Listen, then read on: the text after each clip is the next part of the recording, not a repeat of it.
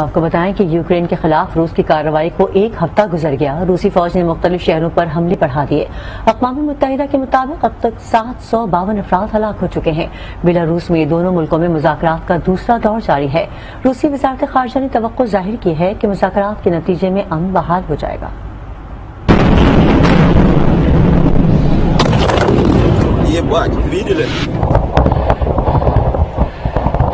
یوکرینی شہروں پر روسی فوج کے حملوں میں تیزی آ گئی۔ خیرسون کے بعد دیگر جنوبی شہروں پر قبضے کے لیے دباؤ بڑھا دیا۔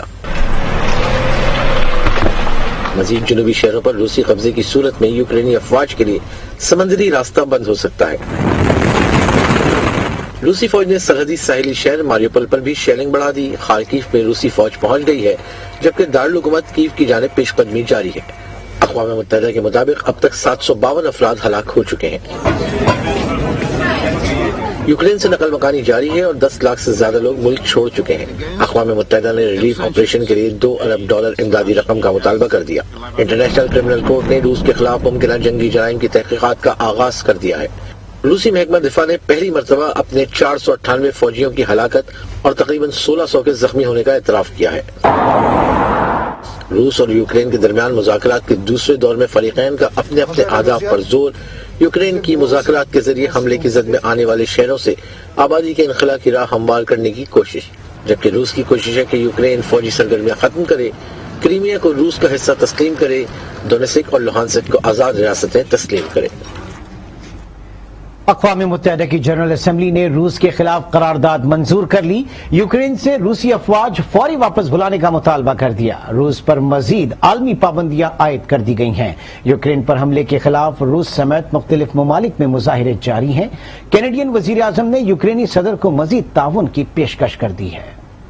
The result of the vote is as follows. عالمی برادری روس کے خلاف متحد۔ اقوام متحدہ کی جنرل اسمبلی نے 141 ووٹوں سے روس کے خلاف قرارداد منظور کر لی۔ یوکرین سے روسی فوجیں فوری واپس بلانے کا مطالبہ کر دیا۔ پاکستان اور بھارت سمیت 35 ملکوں نے ووٹنگ میں حصہ نہیں لیا۔ پاکستانی مندوب منیر اکرم نے ماسکو میں کیف تنازع کے حل کے لیے اہم نکات بتاتے ہوئے تشویش کا اظہار کر دیا۔ Pakistan remains deeply concerned at the recent turn of events. All efforts must be made to avoid further escalation of violence and loss of life, as well as military, political, and economic tensions, which can pose an unprecedented threat to international peace and security and global economic stability. عالمی bank نے روس اور Belarus میں اپنے تمام programmes روک دیے۔ عالمی بینک نے 2014 میں کریمیا کے روس میں انضمام کے بعد اس کے لیے کسی نئے قرضے یا سرمایہ کاری کی منظوری نہیں دی۔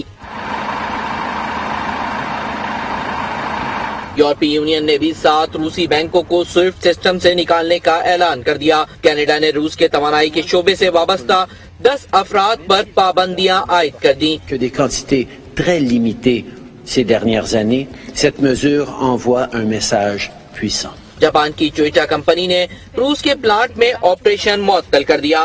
کہا کمپنی روس میں گاڑیوں کی ترسیل بھی روک دے گی۔ مرسیڈیز بینز نے بھی روس کو گاڑیوں کی برآمدات اور مقامی پیداوار معطل کر دی۔ Mercedes запустил еще и крупнейший дилерский центр в Москве. Настолько в компании уверены в потенциале российского автомобильного рынка. روس کے جارحانہ اقدامات کے خلاف روسی بھی اٹھ کھڑے ہوئے۔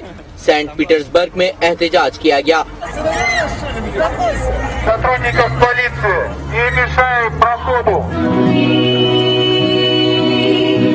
یوکرین سے اظہار یکجہتی کے لیے اسپین، امریکہ اور جرمنی کے شہری بھی سڑکوں پر نکل آئے۔